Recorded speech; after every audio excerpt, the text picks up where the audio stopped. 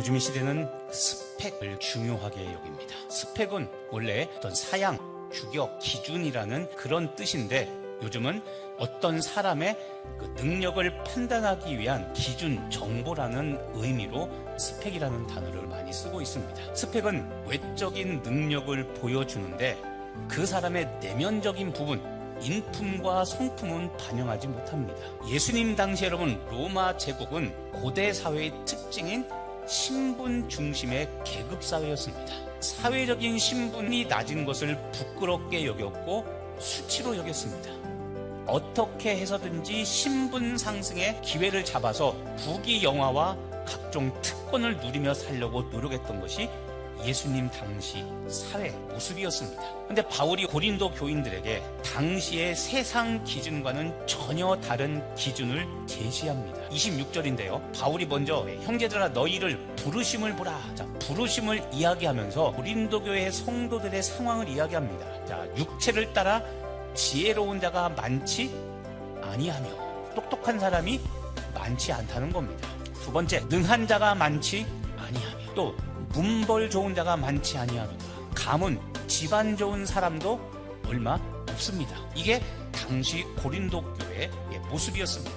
27절과 28절에 보면 세상에 미련한 것들, 세상에 약한 것들, 세상에 천한 사람들, 천한 것들, 그리고 멸시받는 것들, 없는 것들, 빈약한 고린도 교회 성도들의 모습을 이렇게 표현을 합니다. 세상을 구원하기 위해 하나님께서 이 사람들을 선택한 이유가 그 다음에 나와 있습니다.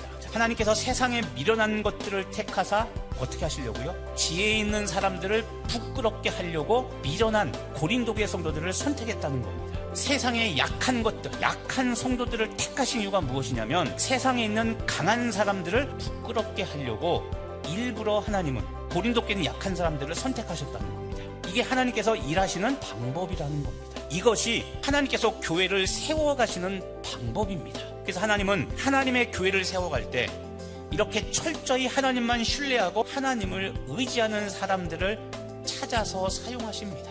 이거를 뭐라고 말하냐면 역설적인 부르심이라고 말합니다. 29절 말씀입니다. 이는 아무 육체도 하나님 앞에서 자랑하지 못하게 하려 하심이라. 어느 누구도 하나님 앞에서 자랑하지 못하도록 약한 사람을 세워서 하나님의 전능함을 증명하시는 분이 하나님이십니다. 내가 무엇을 가졌느냐가 중요한 것이 아니라 내가 예수님 안에 있는 사람이라는 것을 아는 것이 중요하고 그 예수님으로 인한 하나님의 지혜, 하나님의 의로움, 하나님의 거룩함, 그래서 하나님의 구원을 이루어간다는 이 말씀을 의지하여 하나님께 쓰임받는 여러분 되길 간절히 바랍니다. 오늘 설교 초반에 스펙을 이야기했죠. 세상이 요구하는 실력을 쌓으려고 노력하는 것처럼 하나님께서 바라시는 삶의 모습을 갖추려고 노력하는 것이 우리에게도 있어야 되는 겁니다. 미련하고 약한 우리를 사용하시지만 여러분 미련하고 약한 채로 계속 남아있는 것이 아니라 예수 그리스도 안에서 우리는 새롭게 날마다 지어져서는 성전이 돼야 되는 겁니다. 우리를 부르신 부르심을 다시 한번 주목하시기를 바랍니다. 부족한 우리를 통해 하나님은 하나님의 위대하심, 하나님의 전지전능하심, 하나님의 하나님 되심을 나타내시기 위해 저와 여러분을 부르셨다는 것을 기억하시고 하나님께서 부르실 때 믿음으로 순종하는 우리 강릉 성결교회 성도님 되시기를 예수님의 이름으로 축복합니다.